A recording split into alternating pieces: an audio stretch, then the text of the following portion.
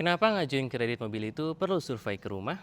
Sebenarnya simpel ya alasannya. Jadi dalam kredit itu ada mitigasi resiko namanya. Nah, salah satu resiko yang harus kita capture di awal itu adalah sebuah rumahnya. Jadi setiap konsumen yang pengen ngajuin kredit mobil itu kita sangat sarankan sudah memiliki rumah sendiri terlebih dahulu yang ada garasinya, ada akses mobilnya.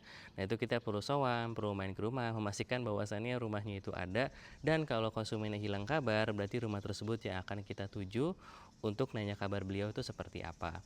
Ini biasanya agak repot itu bagi mereka yang belum memiliki rumah sendiri ya. Walaupun sebenarnya bisa pakai rumah orang tua, dan itu pun misal pengajuan Jabodetabek, rumahnya pun juga harus di Jabodetabek.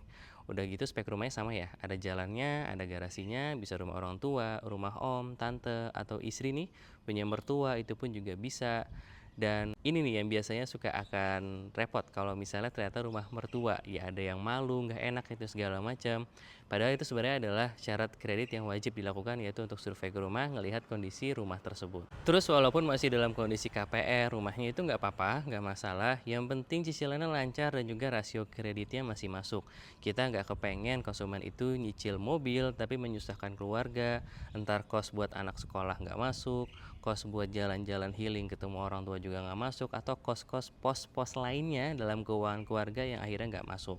Terus gimana dong kalau misalnya tidak mau disurvei? Jawabannya tidak bisa diproses ya. Walaupun misal nih beliau sudah memiliki rumah sendiri, rumahnya dikontrakin sama orang lain, tapi beliau tinggal di tempat mertua gitu ya. Tetap rumah mertua yang akan kita survei dan kalau ternyata nggak berkenan kita survei, rasa nggak enak atau segala macam, ya wes kita nggak bisa proses untuk menghindari resiko yang tadi ya.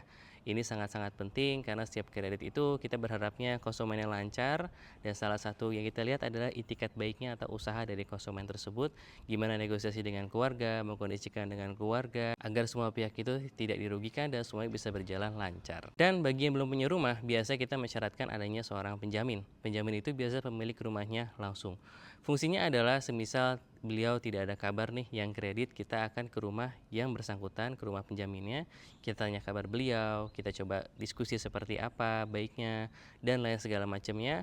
Jadi kalau misalnya konsumen nggak bisa dihubungin, kita baru ke rumah penjaminnya. Nanti akan ada form minta tanda tangan, kita perlu KTP beliau, kita perlu KK beliau, kita foto aja ya, nggak kita bawa. Sama dokumen rumahnya, bisa PBB rumah, kita foto juga, atau rekening listrik ya. Rekening listrik itu adalah token listriknya, kita foto, sama ada bukti untuk top up listrik atau bayar listriknya, kita foto juga, tidak ada dokumen asli yang dibawa.